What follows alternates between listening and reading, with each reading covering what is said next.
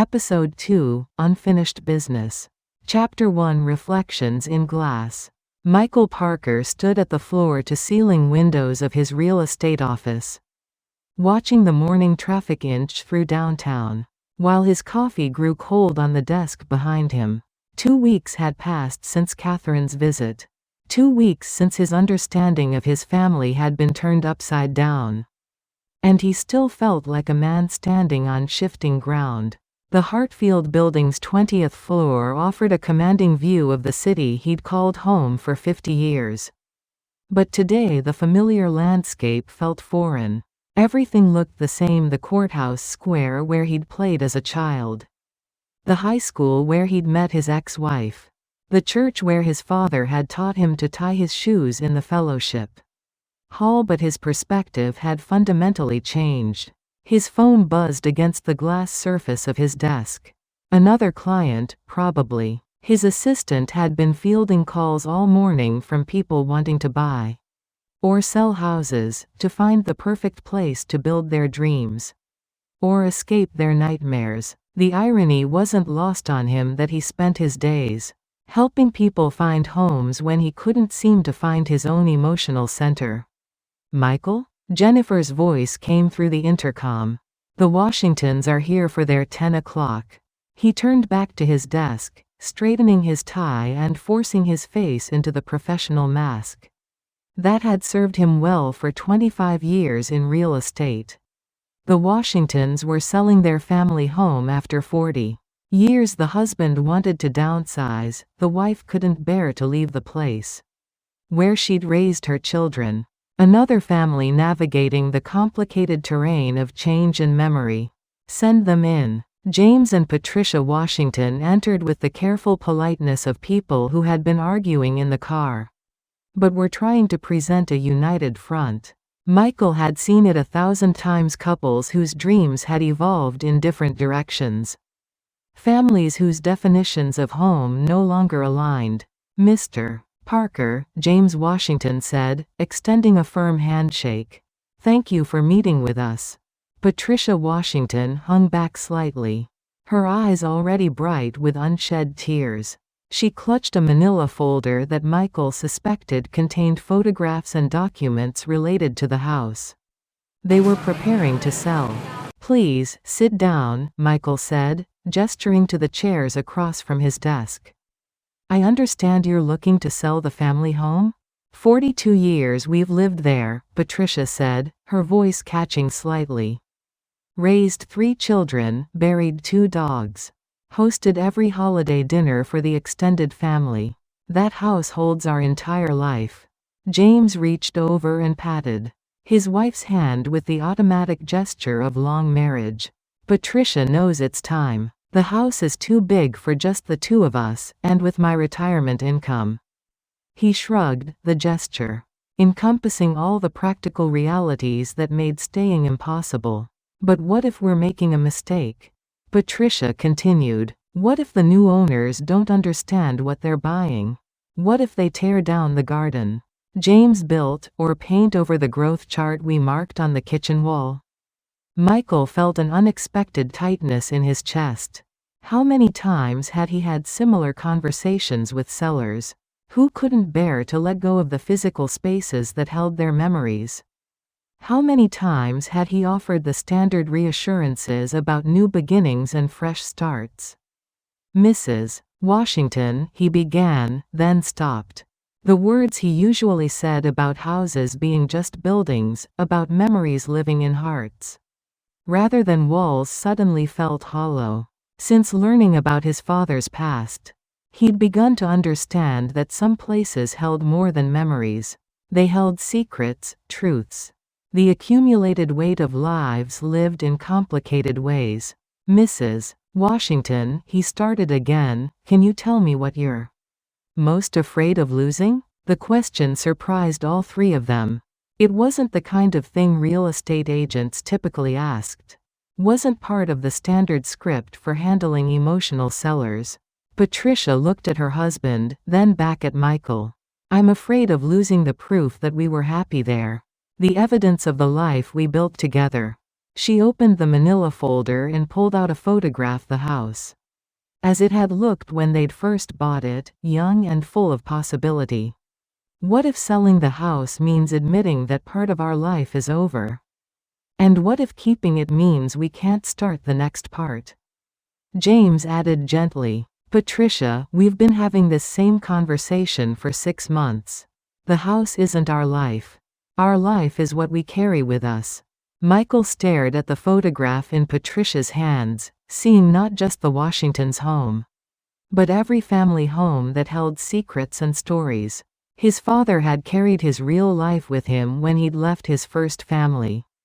But he'd also left behind a house that must have held Catherine's first steps, her first words. The accumulated evidence of a life that John had been too afraid to remember. And too guilty to forget. Mr. Parker? James Washington's voice broke through his reverie. Are you all right? I'm sorry, Michael said, shaking his head to clear it. You reminded me of something. A family situation I'm dealing with. He looked at Patricia, who was still clutching the photograph. Mrs. Washington, what if I told you that the new owners specifically want to preserve the character of the house? What if they're looking for a home with history, with stories, with evidence of lives well lived? Is that possible? It's exactly what some people are looking for. Young families who want to buy into a neighborhood with roots. Who understand that homes have souls that need to be honored rather than erased. Over the next hour, Michael found himself listening to the Washingtons with an intensity that surprised him. Their story wasn't just about selling a house, it was about how families navigate change, how they honor the past while embracing the future, how they decide what to keep and what to let go. By the time they left, with a plan to list the house, and a promise to find buyers who would appreciate its history, Michael realized he'd been having a conversation with himself as much as with his clients.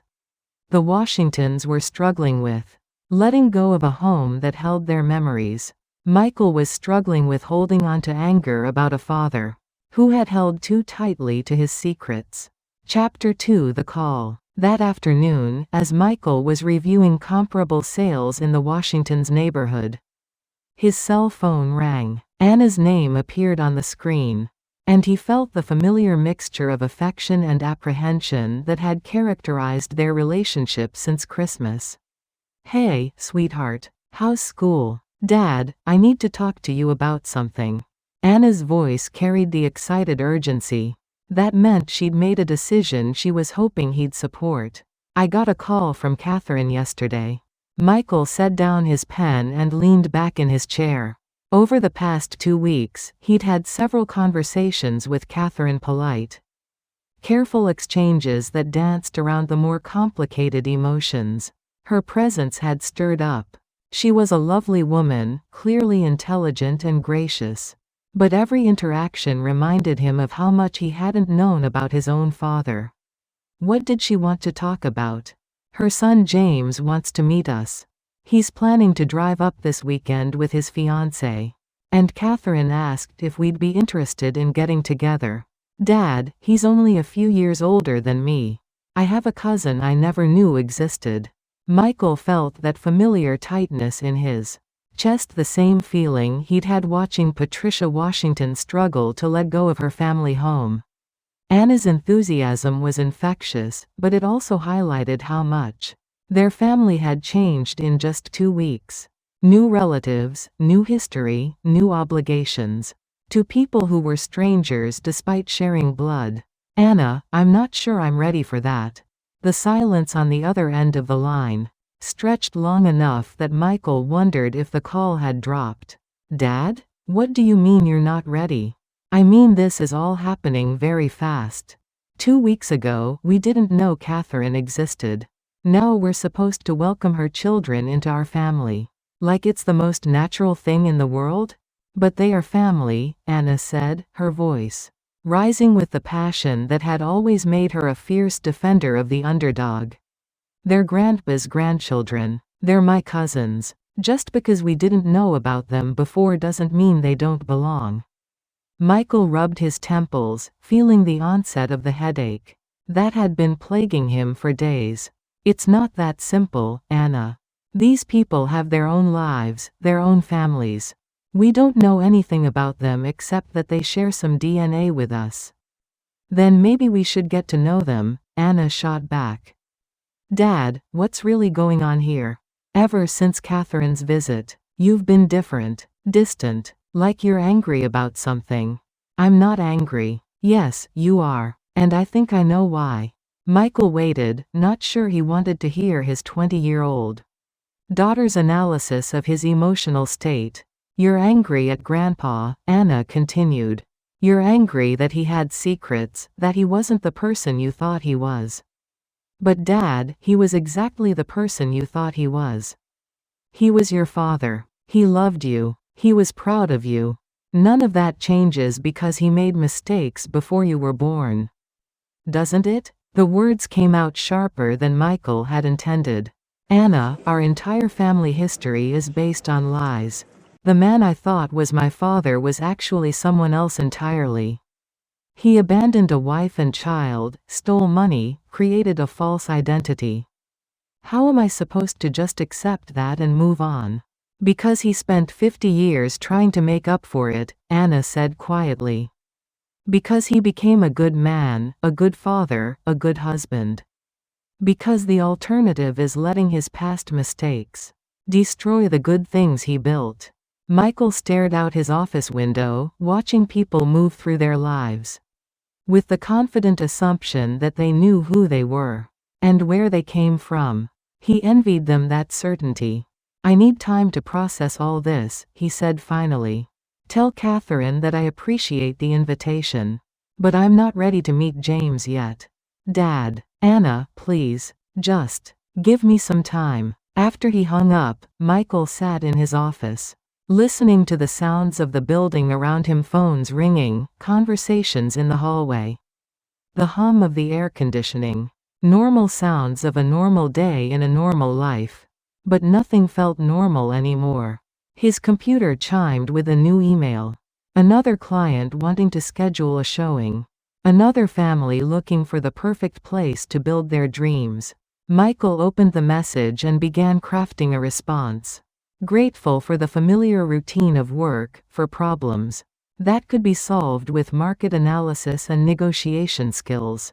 But even as he typed, he found his mind wandering to his father's workshop, to the journal entries that had revealed a young man so desperate to escape his past that he'd literally become someone else.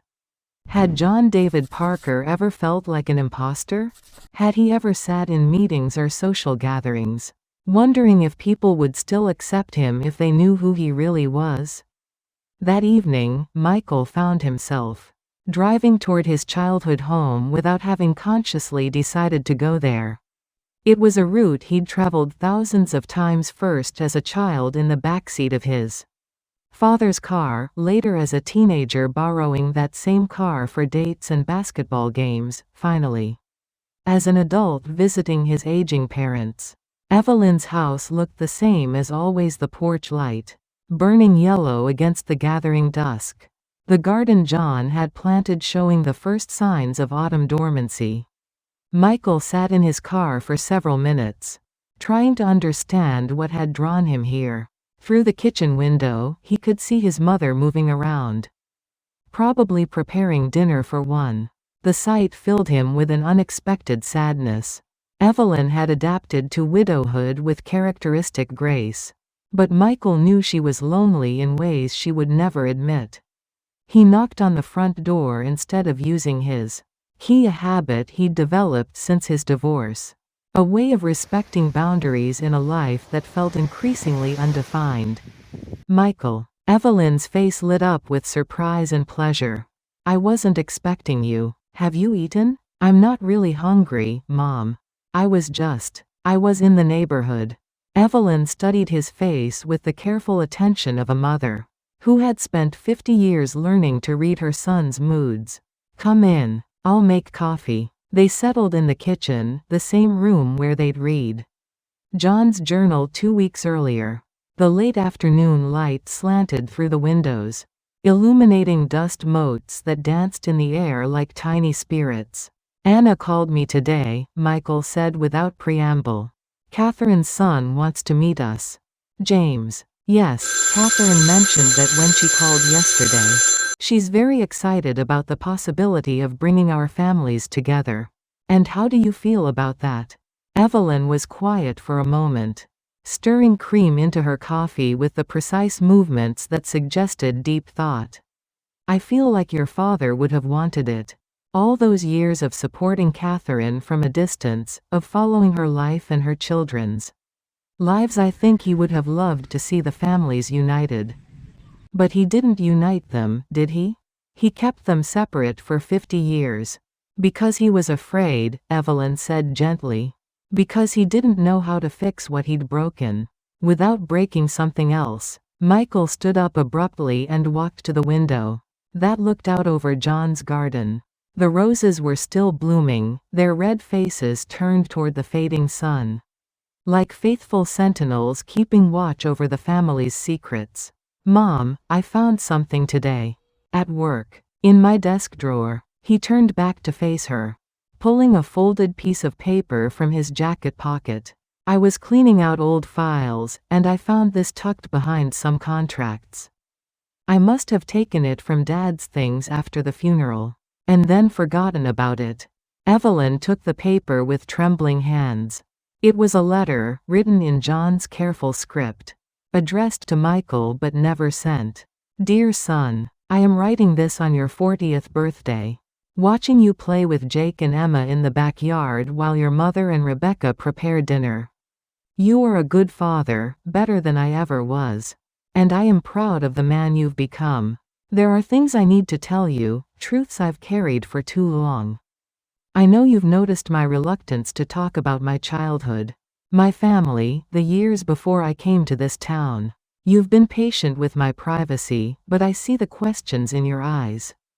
The truth is complicated and painful, and I've been too much of a coward to burden you with it. But watching you with your children today, seeing the open, honest love you show them, I realize that my silence has been a different kind of burden. Secrets create distance, even when they're meant to protect. I was married before I met your mother. I had a daughter. I left them both when I was young and scared, and convinced that everyone would be better off without me. It was the worst mistake of my life. And I've spent every day since trying to make up for it. I changed my name, my identity. My entire life because I couldn't live with who I'd been. John David Parker was supposed to be the man John Daniel Morrison couldn't become. But maybe that was wrong too. Maybe running from your mistakes only makes them grow larger in the shadows. Someday, when I find the courage, I'll tell you everything. About Eleanor and Catherine, about the money I took, about the lies I've built our life on. I pray you'll be able to forgive an old man's failures, and understand that my love for you and your sister has been the truest thing in my complicated life. Happy birthday, my son. Thank you for making me proud to be your father, even when I haven't deserved it. Love always, Dad. Evelyn's hands shook as she finished reading. When was this written? 10 years ago. My 40th birthday. Michael's voice was thick with emotion. He was planning to tell me then. He had it all written out, and then he didn't have the courage. Michael, I'm so sorry. I had no idea he'd tried to. It doesn't matter now, Michael said, but his voice suggested it mattered very much. The point is, he spent 10 years carrying this around, wanting to tell me, but being too afraid of my reaction. What would your reaction have been if he'd given you this letter 10 years ago? Michael thought about it seriously, remembering the man he'd been at 40, still married to Rebecca, confident in his career, secure in his understanding of his place in the world. I don't know, he admitted. I might have been angry. I definitely would have had questions. But I wouldn't have stopped loving him. Maybe he knew that intellectually. But he couldn't feel it emotionally, Evelyn suggested. Maybe the shame was too deep, the fear too great. Michael folded the letter carefully and put it back in his pocket. Mom, I need to look through more of Dad's things. I have a feeling there are other letters, other attempts to tell us the truth. If I'm going to understand who he really was, I need to see the whole picture. The attic, Evelyn said suddenly. There are boxes up there I never went through. Personal papers, old files. Your father always said he'd organize them someday. They climbed the narrow stairs to the attic. A space that had always been John's domain. Cardboard boxes lined the walls, labeled in his neat handwriting, tax records 1980 to 1990. Insurance papers, Michael's school projects, Sarah's artwork. But in the far corner, behind a stack of Christmas decorations, Michael found something that made him stop breathing. A small filing cabinet, locked, with a piece of masking tape across the front. That read, Personal, J. D. P. Mom, do you have the key to this? Evelyn examined the lock, then disappeared downstairs. She returned a few minutes later with a small key ring. These were in your father's desk drawer. I never knew what they opened. The filing cabinet contained treasures that rewrote Michael's understanding of his father's emotional life. The top drawer held copies of every letter John had ever written. But not sent to Michael, to Sarah, to Evelyn, and dozens to Catherine.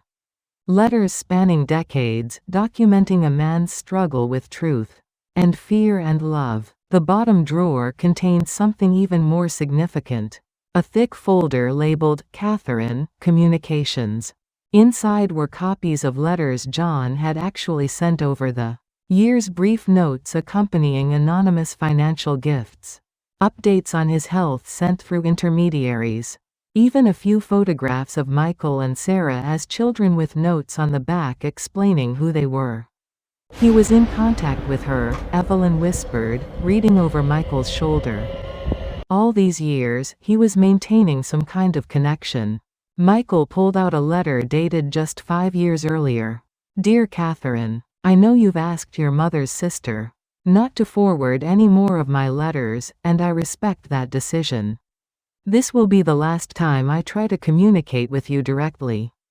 I wanted you to know that I'm proud of the teacher you've become, proud of the family you've raised. Emma's graduation from nursing school was mentioned in the Richmond paper. I keep a subscription. Though I probably shouldn't. She looks like you did at her age, bright and determined. I also wanted you to know that you have a half-brother and half-sister who would welcome you into their lives if you ever wanted that. Michael owns a successful business here in town. Sarah is a nurse, like Emma. They're good people who deserve to know they have a sister.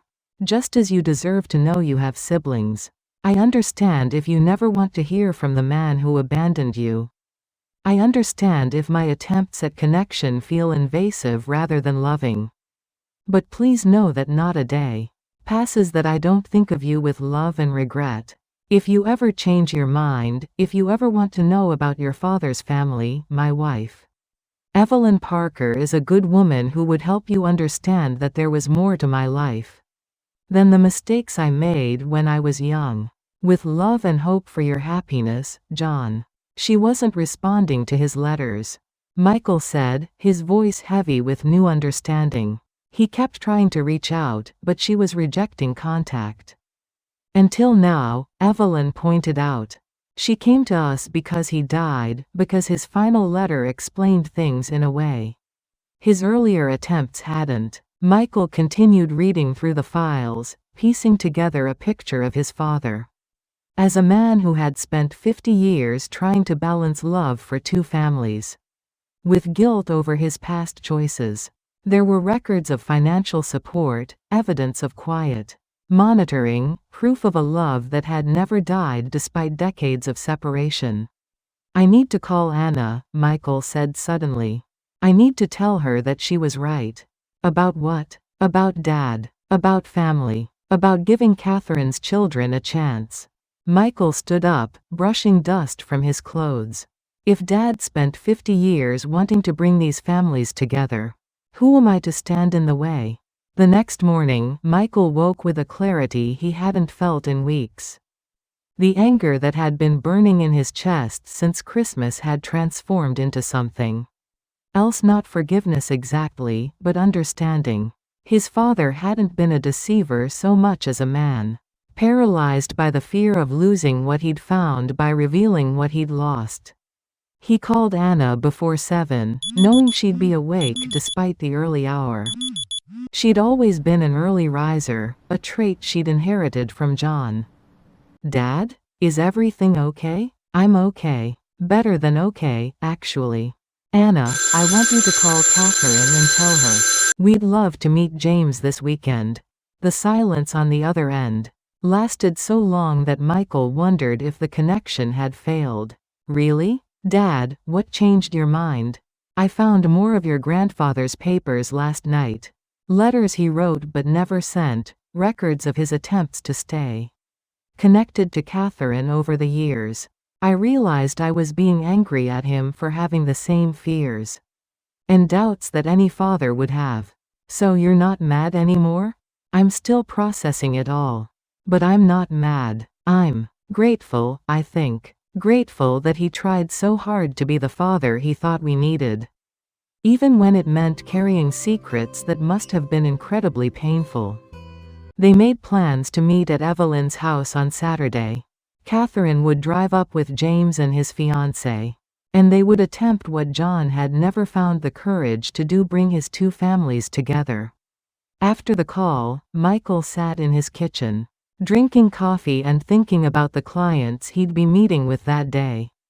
The families he'd helped navigate major life transitions.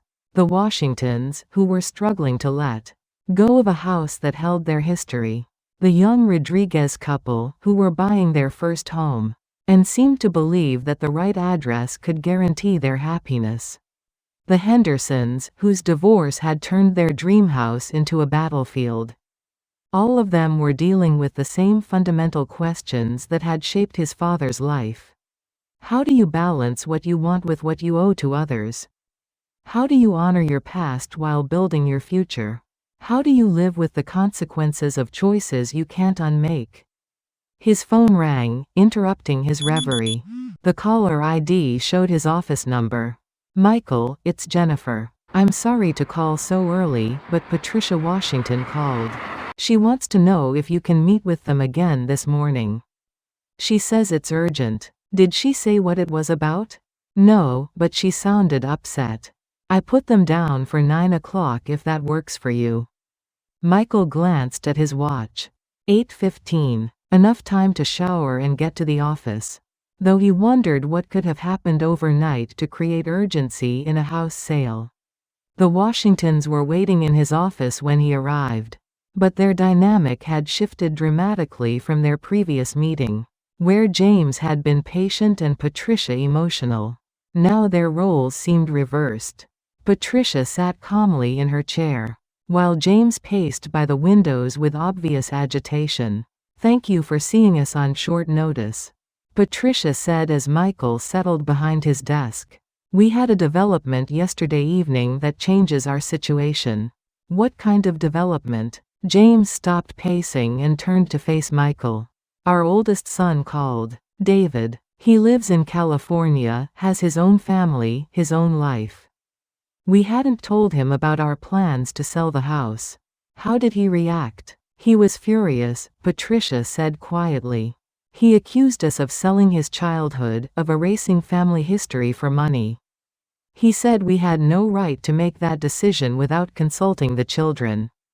Michael felt an uncomfortable recognition in their story. "What did you tell him?" "The truth," James said, his voice tight with frustration. "That we can't afford to maintain a house that size on retirement income. That we need to downsize whether the kids like it or not. That we're still living our lives. Not just preserving a museum for their memories." "But he wouldn't listen," Patricia added. "He said he'd buy the house from us, keep it in the family. He wants to move back from California, raise his children in the same house where he grew up." Michael studied their faces, seeing the complexity of emotions there. Relief at having a solution that would keep the house in the family, mixed with worry about the practicalities of their son's offer. That sounds like it could work out well for everyone, Michael said carefully. Does it? James sat down heavily in his chair. David hasn't lived here in 15 years. He has a successful career in San Francisco. A wife who loves her job there, kids who are settled in their schools. Is he really going to uproot his entire life for a house? Or is he making an emotional decision that he'll regret? Have you talked to him about the practical aspects? We tried, Patricia said. But he's not thinking practically. He's thinking emotionally. He says the house represents everything good about his childhood. Everything stable and secure in his life. He can't bear the thought of strangers living there. Michael leaned back in his chair, thinking about his conversation with Anna the day before, about the families his father had tried to protect by keeping them separate. Mrs. Washington, what do you want to happen? I want my son to be happy, she said immediately. But I also want him to make decisions based on reality, not nostalgia. That house is just a building, Mr. Parker. The family that made it special, we're all still here. Whether we live in that house or somewhere else.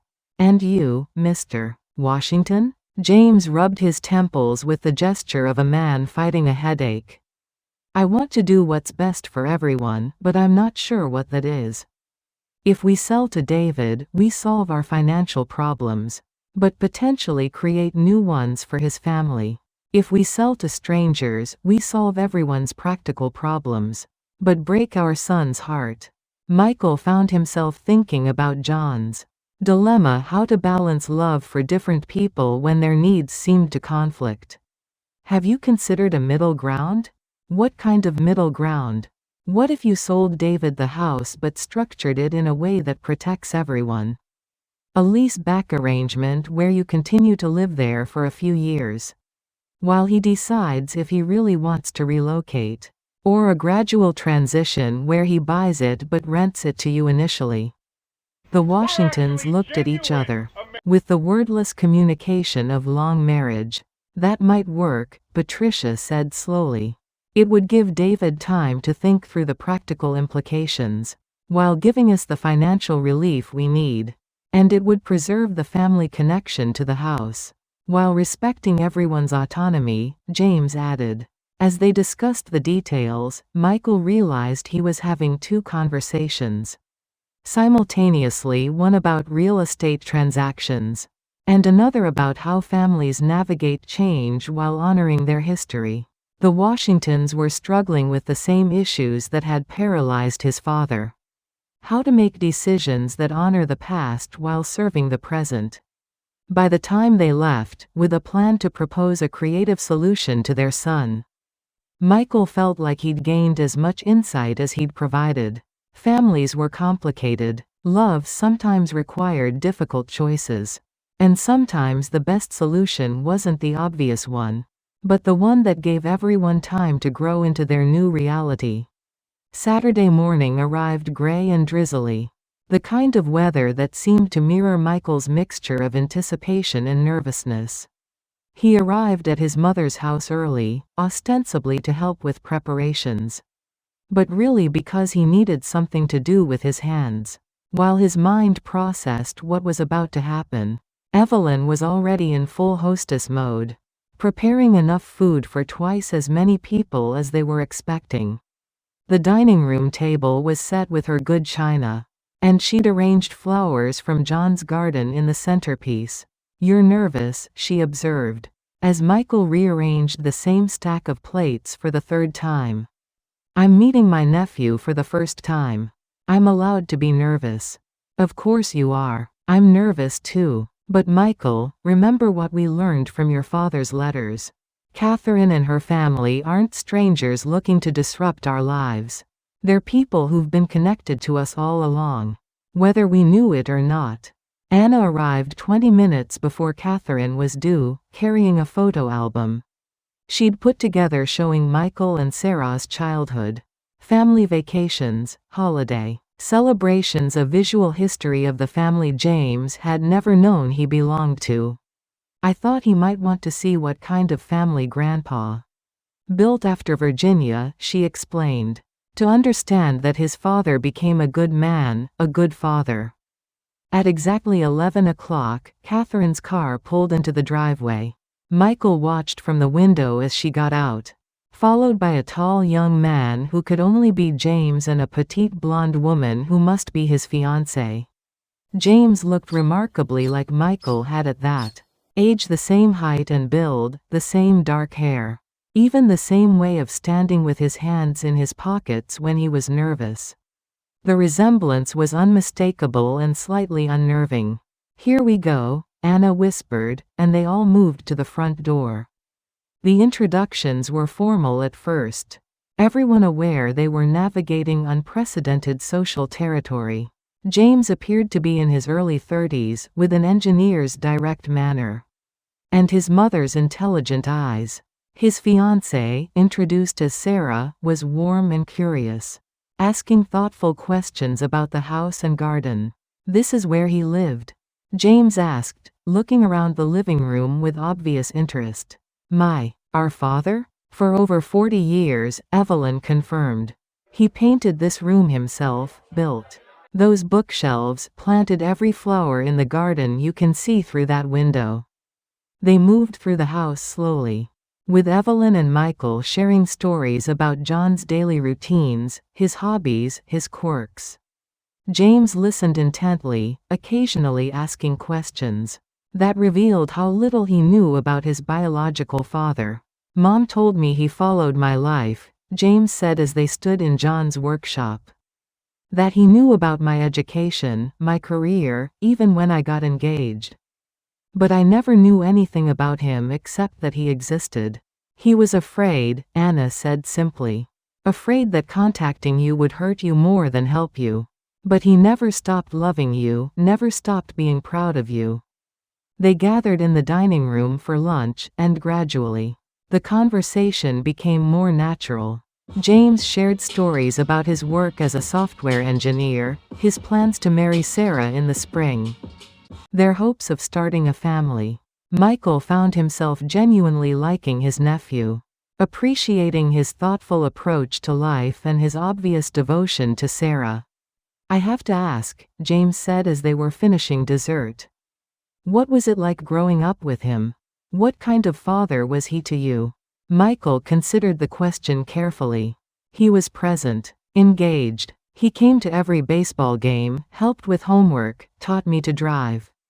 He had this way of making you feel like whatever you were doing was the most important thing in the world to him. He was patient," Anna added. "Even when we were being difficult teenagers. Even when we made mistakes, he never made us feel like his love was conditional. And he was proud of us," Michael continued. "Sometimes embarrassingly so. He kept newspaper clippings of every award I won, every business milestone. He had pictures of Anna at every stage of her life on his desk at work." James was quiet for a moment, processing this picture of the father he'd never known. "It's strange," he said finally, "to learn that you had a father who loved you all along, but from a distance. All my life, I thought I was abandoned. Now I understand I was protected." "Both things can be true," Catherine said gently. "He abandoned you because he was young and scared. But he protected you by staying away when he thought his presence would cause more harm than good." "Do you forgive him?" Sarah asked suddenly. "All of you, do you forgive him for the choices he made?" The question hung in the air for a moment, requiring each of them to examine their own hearts. "I forgive him for being human," Evelyn said finally. "For making mistakes when he was young. And for trying to spend the rest of his life making up for them. I forgive him for loving us enough to be afraid of losing us," Anna added. Michael found all eyes on him, waiting for his answer. "I forgive him for carrying burdens that weren't entirely his to carry. And I'm grateful that he found a way to love all of us. Even when he couldn't figure out how to bring us together." As the afternoon progressed, they shared more stories. looked through photo albums, and began the delicate process of weaving James and Sarah into the fabric of their family narrative. It wasn't the dramatic reunion that Hollywood might have orchestrated, but rather the careful, gradual building of connection between people who shared blood and loss. And the complicated legacy of a man who had tried to be everything to everyone. As the day wound down, James asked if he could spend some time alone in John's workshop. The request seemed to surprise everyone, including James himself. I'd like to understand him better, he explained. To see the space where he spent his time, where he kept his secrets. Michael offered to show him around, but James politely declined. If it's okay, I'd like to explore it myself first. To meet him, I guess, without anyone else's interpretation. They respected his request, though Michael found himself watching through the kitchen window.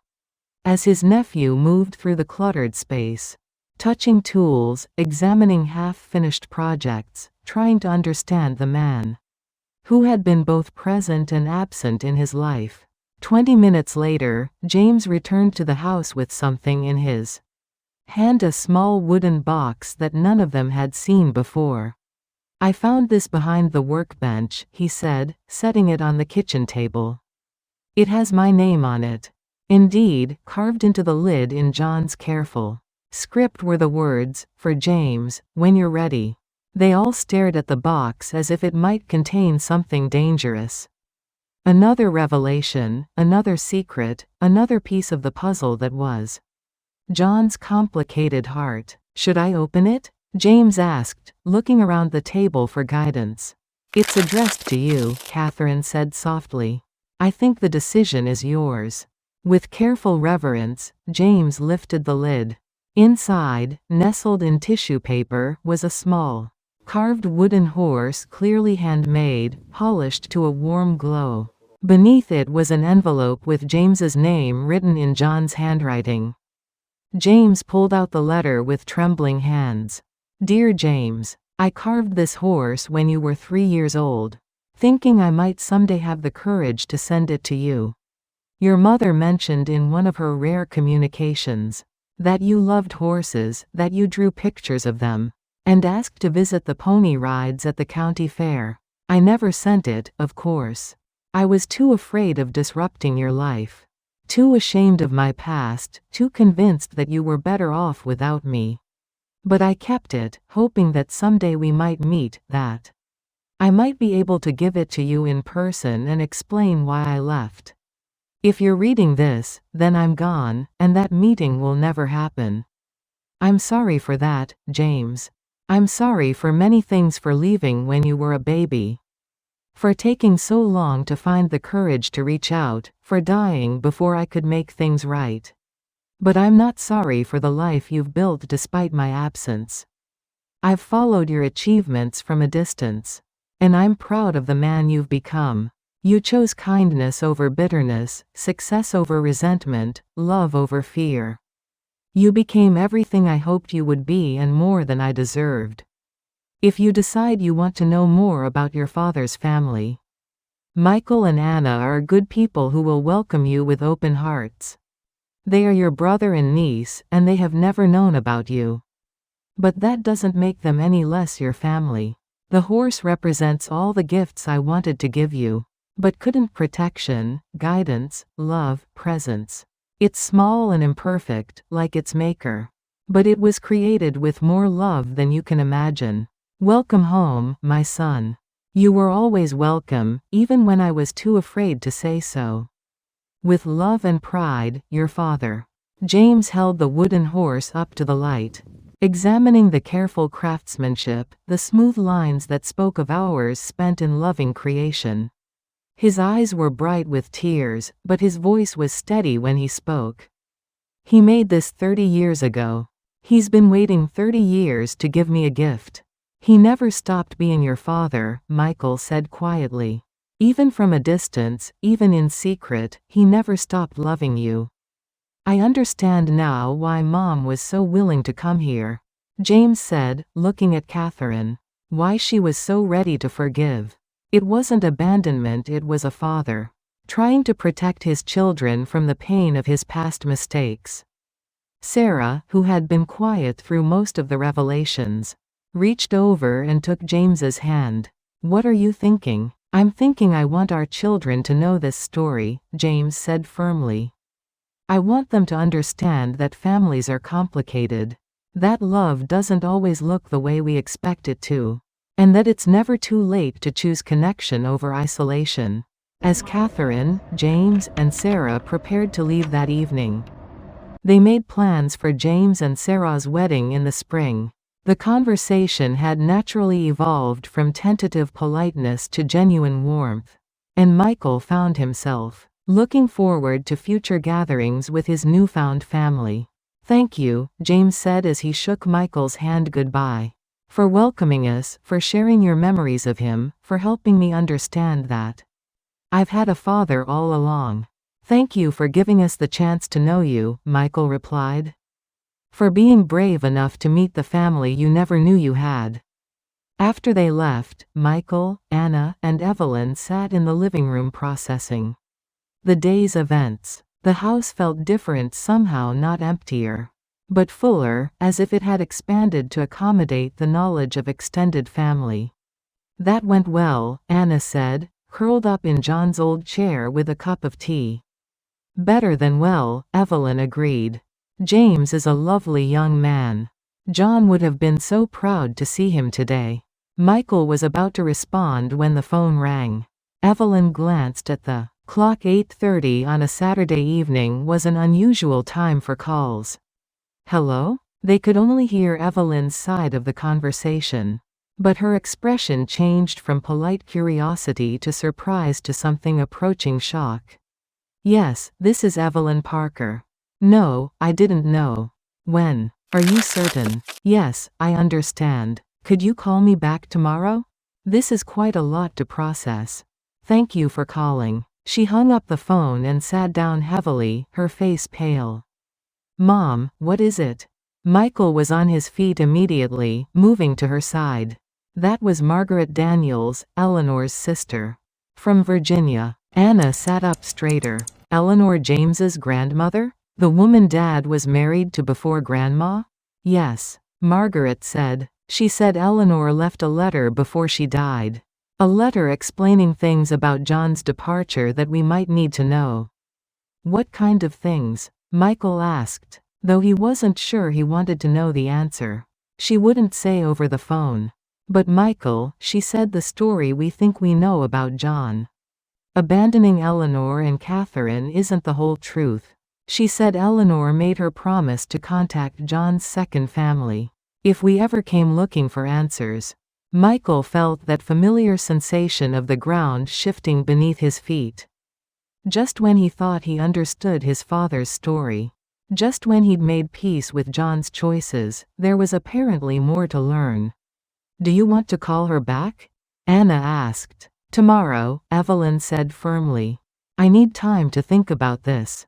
"We all do. Today was about welcoming James into our family. Whatever Eleanor's letter contains, it can wait until we're ready to process new information." But Michael could see in his mother's eyes the same curiosity and apprehension that he felt. They'd spent weeks learning that John's life had been more complicated than they'd known. Now they were discovering that even their new understanding might be incomplete. Sunday afternoon found them once again gathered around Evelyn's kitchen table. But this time the atmosphere was tense with anticipation. Margaret Daniels had agreed to drive up from Virginia Beach to share Eleanor's letter in person, saying it was too important to trust to the phone or mail. Margaret was a woman in her 70s, with silver hair and Eleanor's blue eyes.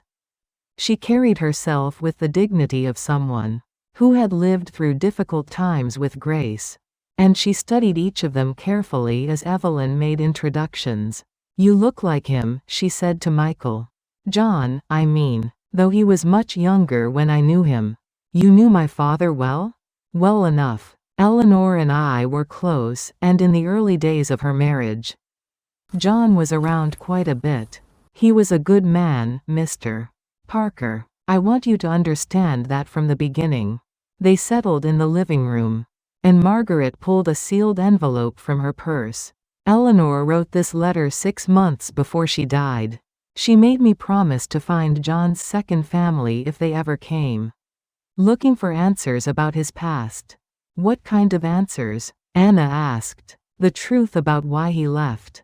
The real reason. Margaret's expression was serious. What you think you know that John abandoned Eleanor and baby? Catherine isn't what actually happened. She handed the envelope to Evelyn. Eleanor wanted his second family to understand that John Daniel Morrison wasn't a deserter. He was a sacrifice. With shaking hands, Evelyn opened the envelope and began to read aloud. To John's second family. If you are reading this, then John is gone, and you have discovered his first life. I can only imagine how you must feel, learning that the man you loved carried such secrets. But I need you to know the truth about why he left. John didn't abandon Catherine and me.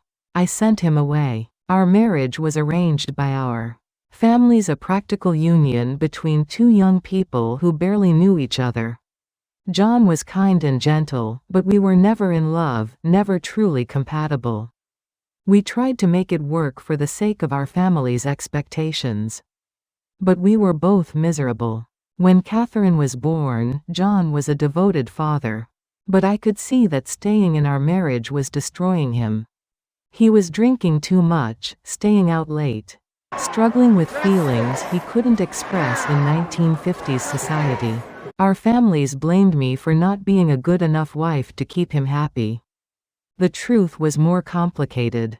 John was struggling with his identity, with who he was supposed to be versus who he felt he really was.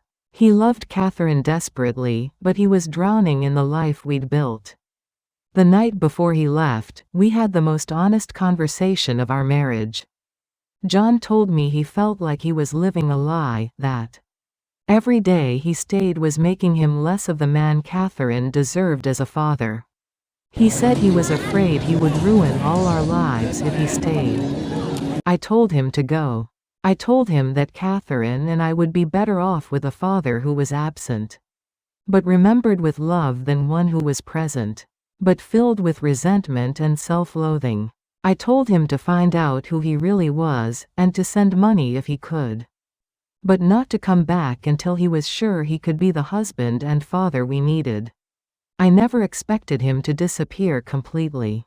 I thought he would take a few months, maybe a year, to figure himself out and then return. When months turned to years, I remarried.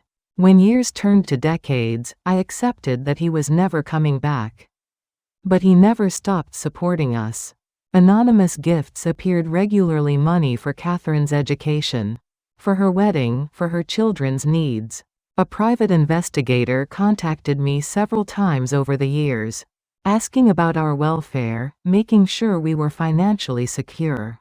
I realized eventually that John had found his answer. He'd discovered that the man he needed to be couldn't exist in the life he'd left behind. So he'd created a new life, a new identity, a new family that could love him for who he really was.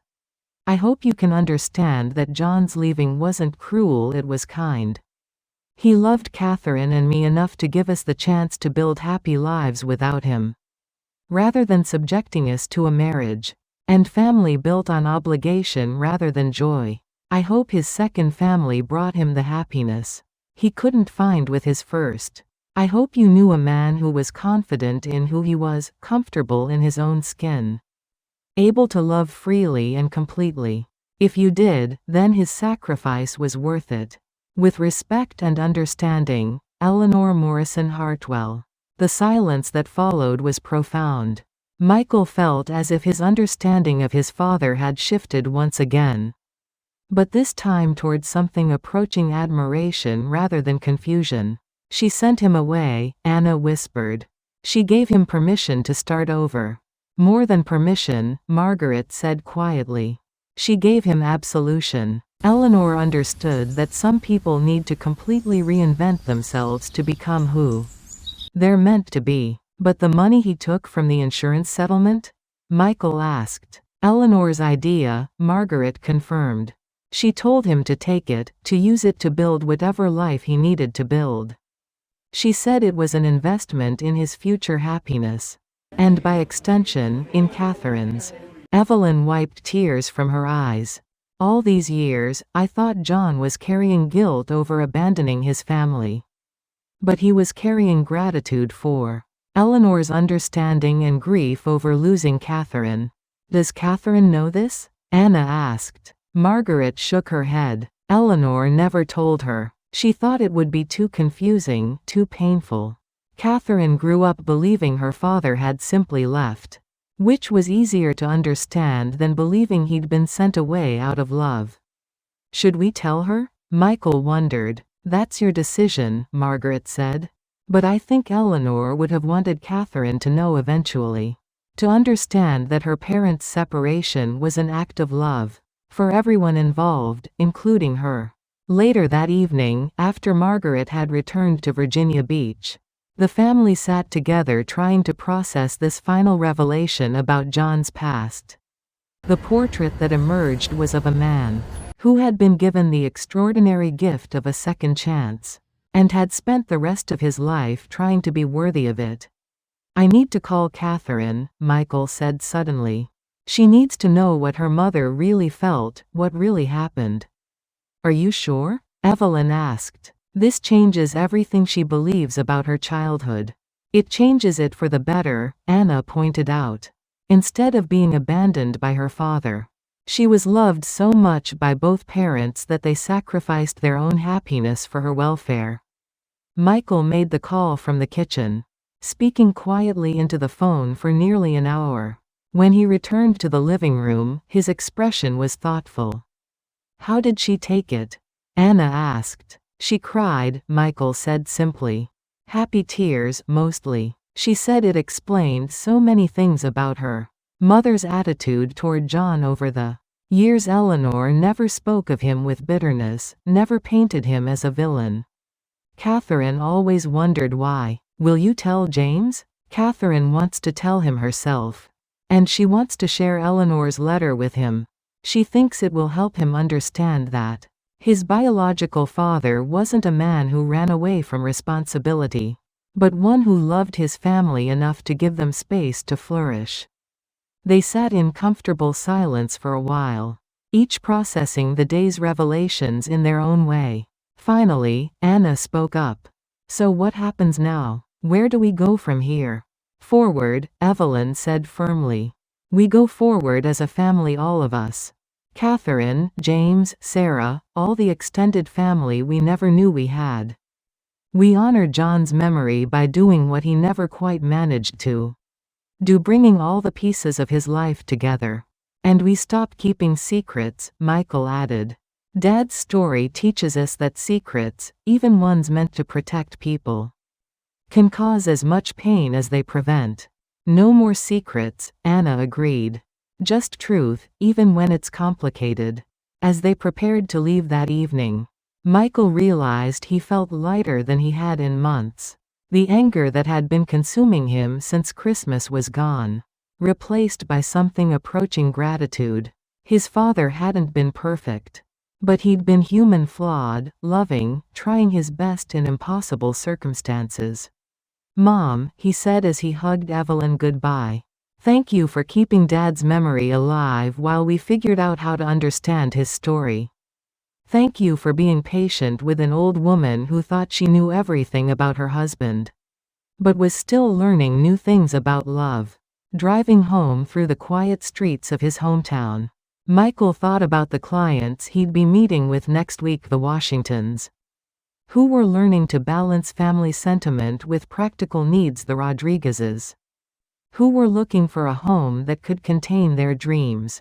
All the families navigating the complex territory between past and future. He understood now that his father's workshop had been more than just a place to store tools and work on projects. It had been a sanctuary where John could hold all the pieces of his complicated life, the letters he wrote but couldn't send, the gifts he carved but couldn't give, the love he felt but couldn't express directly. But now those pieces were coming together. The families were meeting, the stories were being shared. The secrets were being transformed into connections. John's final gift to them all wasn't just the truth about his past, it was the possibility of a future where love didn't have to be complicated by fear. Epilogue: the letter home. That night, Michael found himself at his kitchen table, with a pen and paper, writing a letter he never thought he'd need to write. Dear Dad, I met your grandson today. James. He's a good man, kind, intelligent, thoughtful. You would have been proud of him. Just as you were proud of Catherine from a distance all those years. I understand now why you made the choices you did. Eleanor's letter explained everything: how you didn't abandon your first family, but were sent away out of love, how you spent the rest of your life trying to be worthy of that sacrifice. I'm sorry I was angry at Christmas. I'm sorry I questioned your love for our family. Your honesty about who you were. I understand now that you weren't lying to us, you were protecting a truth that was too painful to share. But Dad, we could have handled it. We could have loved you through it, just as we love you through it now. Your past didn't make you less worthy of love, it made you human. James has your eyes and your gentle spirit. Anna has your curiosity and your generous heart. Catherine has your resilience and your capacity for forgiveness. We're all better people because you found the courage to start over. To become the man you needed to be.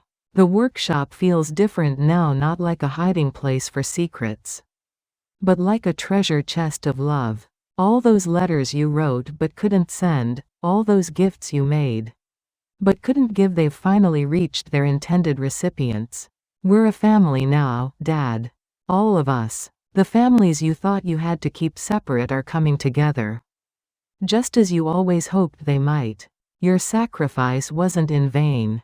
Your love wasn't wasted. Your story isn't over, it's just growing larger.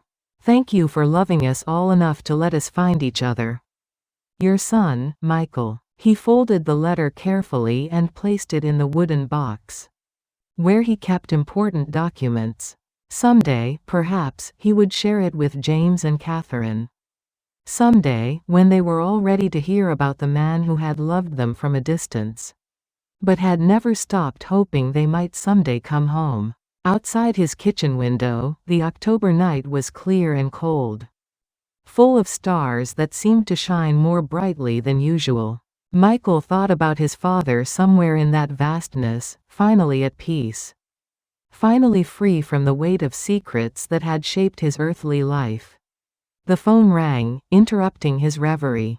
Catherine's name appeared on the caller ID. Michael? I hope it's not too late to call. Not at all. How are you doing with everything? Better than I expected. James and I have been talking all evening about Eleanor's letter, about what it means for how we understand our family history. Michael, I want to ask you something. Of course. Would you be willing to come to James's wedding? You and Anna and your mother? I know it's a lot to ask, but he'd like his uncle there. We'd all like his uncle there. Michael smiled, looking out at the stars. That seemed to be winking their approval. We'd be honored to be there, Catherine. All of us. Thank you. And Michael? Thank you for giving us a chance. For not letting your father's fears become your own. After they hung up, Michael sat in his quiet kitchen thinking about the strange turns life could take, about how family could expand in ways you never expected. About how love could grow stronger, rather than weaker when subjected to the test of truth. Tomorrow he would call the Washingtons and help them navigate their own family transition. Tomorrow he would help other families find their ways home. But tonight, he was simply grateful to be part of a story that had seemed broken, but was actually just waiting for all its pieces to come together. His father's unfinished business was finally complete. End of episode 2. How will the extended family navigate James's wedding? What new revelations await as they dig deeper into John's past? And what happens when Catherine decides to visit the house where she was born? Don't miss episode 3, Bridges and Barriers, coming next week. Subscribe to our channel and ring the notification bell to follow the Parker family's continuing journey of discovery, healing, and hope. Share this episode with someone who believes in the power of understanding, forgiveness, and family bonds that transcend time and distance. What did you think of episode 2? How do you feel about Eleanor's revelation? Let us know in the comments below.